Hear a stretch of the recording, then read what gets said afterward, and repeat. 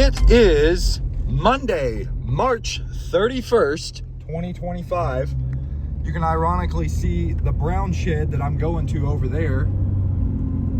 And we're heading to Mom and Dad's house to put the tub on the trailer.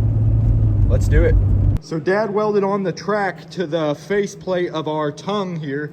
Now we're adding these bolts right here so that we can bolt our chain in this little hoop of this pipe. And then what are we doing, Dad? Are we gonna go to the tub next? I think it's tub time. Tub time. Quick update.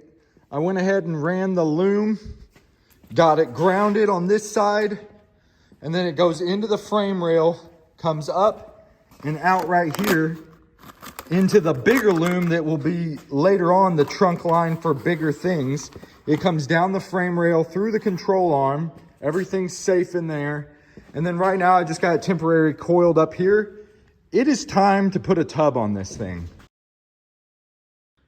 After filming that last video, I realized I needed 2 hangers to support the trunk line of power coming through here. So I added these old frame pieces that we used at the bend point that we cut out. I made them into the hangers for the utilities trunk line. So let's move on to putting the tub on it.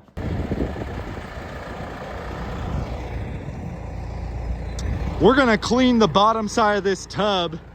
It's gonna take a little more work than I thought to get it mounted today, but really I think we will have it on the trailer here in an hour or so. We just gotta clean some of this mud and grime out. But looking underneath it, it's about what I expected. Nothing too horrible, but not perfect. So right now, we got 7 critical bushings on. That one, that one, that one, that one, that one, that one, and that one. And those are the 7 we're gonna use. And we're gonna see if we can get this thing mounted. First test fit went good. It's got a lot of lift, which is a good thing. But we need to take it off and change a couple bushings out so that we got the metal inserts on top, and then the back ones need a thicker bushing. But outside of that, we got everything in place and it looks like it's gonna bolt up no problem. So let's just pull it, put the right stuff on, and then bolt it down. We got it in the shop and we're gonna start bolting the frame bushing mounts to it. Dad's gonna take the roll bar out so we can get started on building the rack, and then I'm gonna start wiring brakes, hopefully here by the end of the day. Dad's currently having to weld nuts onto the old bolts that go into the roll cage. But in the meantime, I went ahead and mounted the 2 lights. All I had to do to mount these is drill out the original Jeep holes to 1/4 inch and they slid right in. Now I'm gonna wire those up, and I got one last body mount to put on the Jeep. Like we talked about back when we cut this puppy off, we just put this back in, bolted it in place to where the bushing goes, got the bushing tight, and now it's holding it where we can weld it right to the frame where it belongs.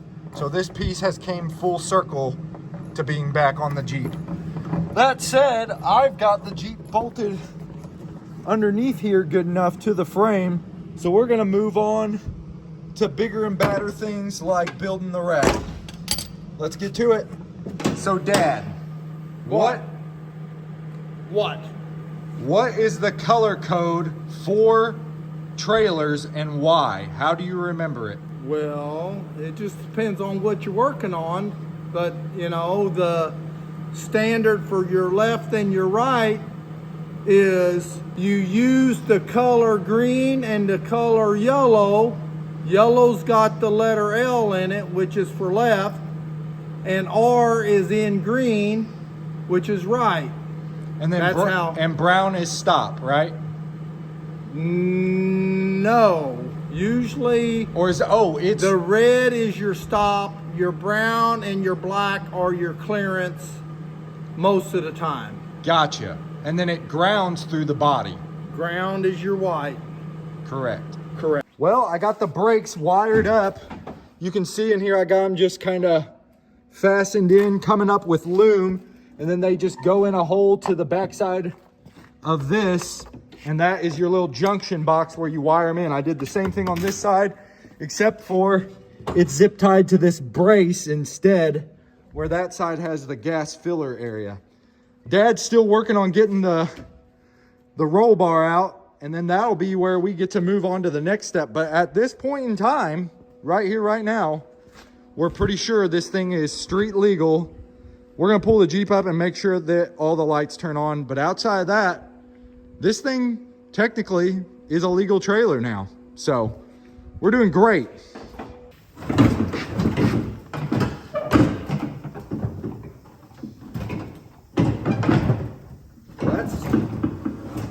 That's real unique. So we just took the roll bars off. Lights are good. We tested them with a battery. My Jeep is currently not working with its trailer wiring, but I'll get that fixed before inspection day.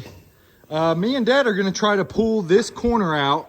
It's kind of bent outward, as you can see, where it needs to be more straight. And then we need this lip to go down so we can mount the windshield again. And then we can figure out how tall our rack needs to be. Ready, Dad? Ready. Right now, we're trying to fix this, what would actually be the passenger side, since this is a right-hand steer tub. But this, what is normally an American driver's side A-pillar, we're trying to flatten out this kink where when it hit the ditch that it went into, it rolled all this back. And so far, the jack here, what's it called, Dad? The Porta Power jack here is pushing it all back out, and we're getting awfully close. Awfully close. So hopefully we can get that pushed back out right and twisted back into shape so we can actually reuse this hinge and mount our windshield. We got the windshield in, and for the most part it looks right, minus just a few small logistics of getting bolts in the right places. But what do you think, Dad? I think it's a thumbs up. It's gonna be Looking mint. good. If you squint, it's mint. We're here at MK Supply in Benton, Missouri to get some nuts and bolts for the windshield hinges. Cassie at McKay, or MK, got me hooked up with the nuts and bolts we needed. So, here we go. Quick update. We got the windshield on, and man, was that thing a booger. We had to use the tap a lot, but it's on there. We got a little bit of a weather seal below it, though I think I'm gonna weather seal it some more under the cowl too later on. And we got it where it hinges again, even from this pillar that was bent. So we're starting to put tools away just to get consolidated so we can get back to grinding and welding, and we're gonna start building a rack now that we know where the top of the roof line is gonna be based on the windshield. It's looking great. I can't believe how much progress we got done today. I mean, even this right here, this pillar don't look near what it did before in terms of being bent. So we've made a lot of progress today, and I'm hoping we can start building a rack and tack it together so maybe we can start test fitting the rooftop tent.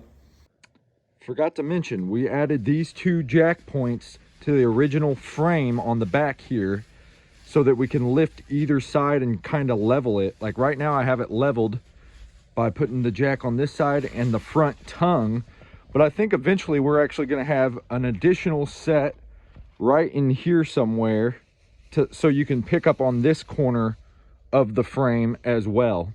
But we'll get to that at some other point.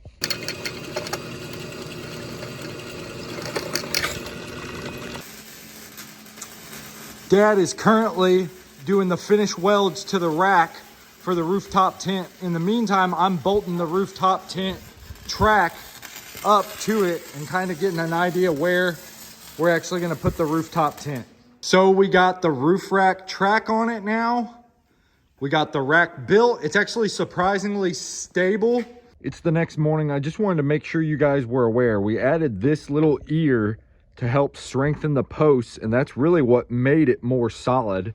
You know, this back leg right here is only a little over a foot tall, and that front one right there, it just needed some support because this is almost 3 foot tall. So it got a little bit of support.